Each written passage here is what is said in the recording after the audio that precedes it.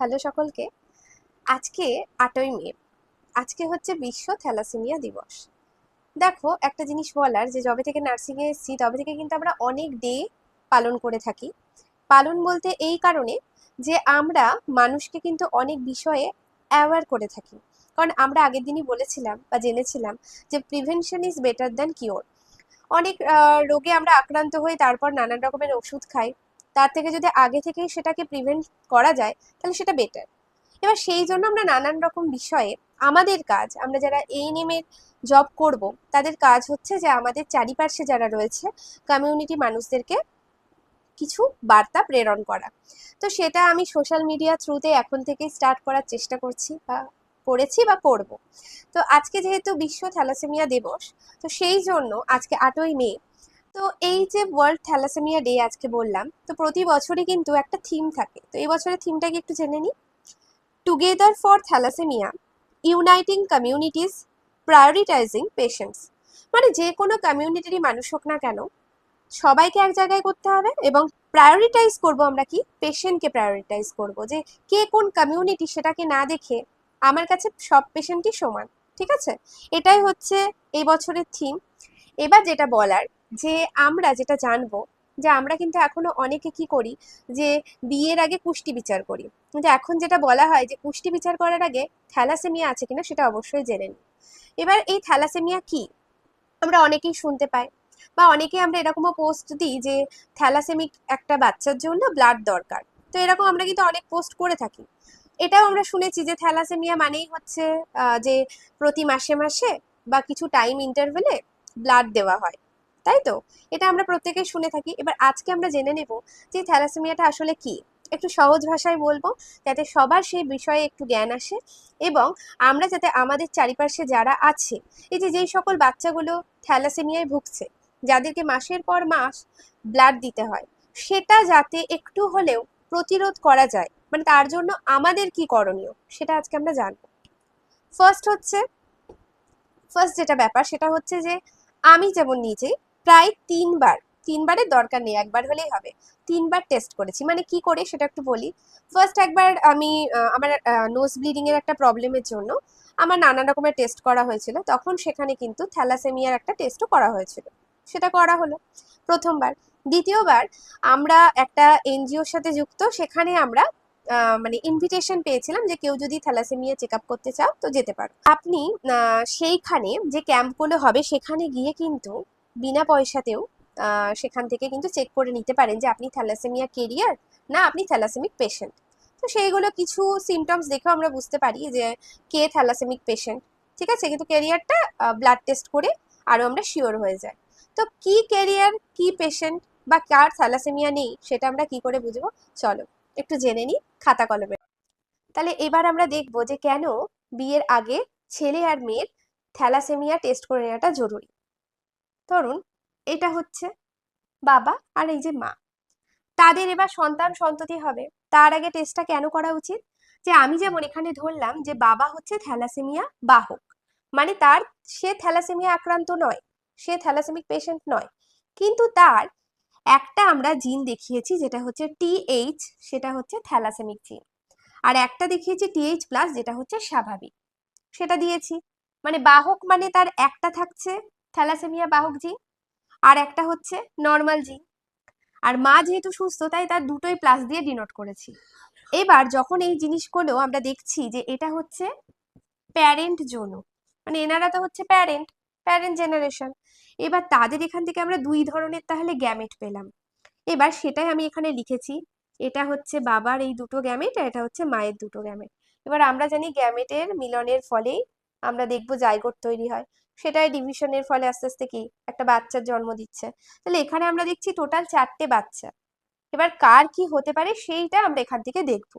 যে প্রথমে দেখছি টিএইচ প্লাসের সাথে টিএইচ প্লাস করে দেখলাম দুটোই টিএইচ প্লাস, তার মানে আমরা কি পেলাম, এই যে দুটো টিএইচ প্লাস মানেই সে হচ্ছে স্বাভাবিক, তার মানে এই বাচ্চাটা হলো স্বাভাবিক, এর কোনো থ্যালাসেমিয়া রোগে আক্রান্তও না, থ্যালাসেমিয়া এ ক্যারিয়ারও না।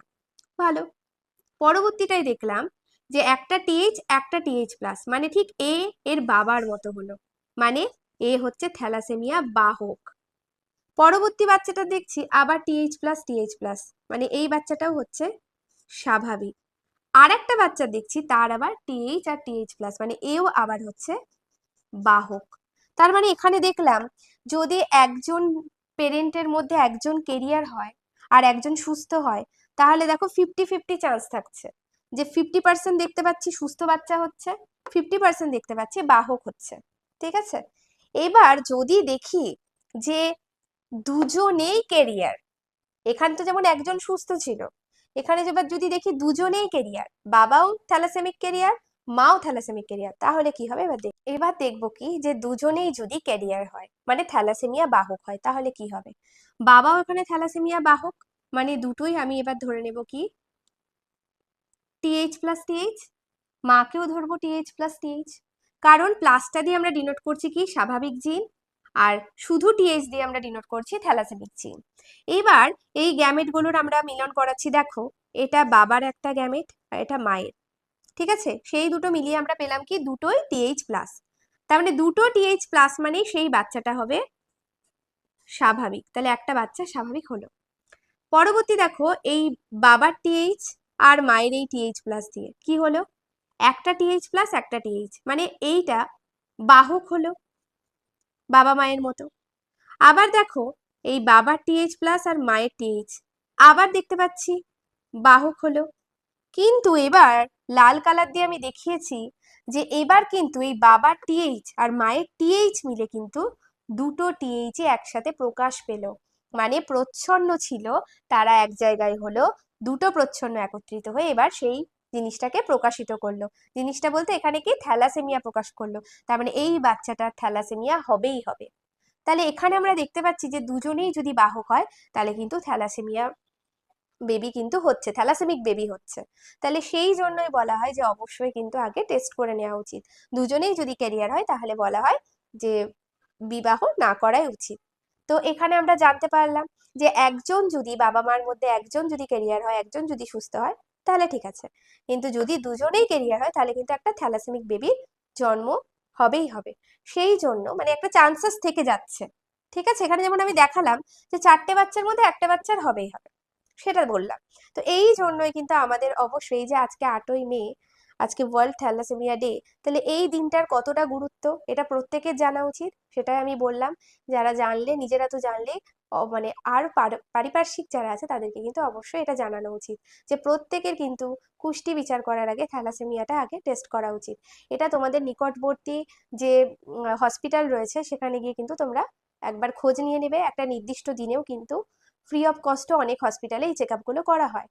আর তোমরা নিকটবর্তী তোমাদের যে ব্লাড টেস্টিং সেন্টারগুলো রয়েছে সেখান থেকে গিয়েও কিন্তু তোমরা করাতে পারো, কারণ এটা কিন্তু অত্যন্ত জরুরি।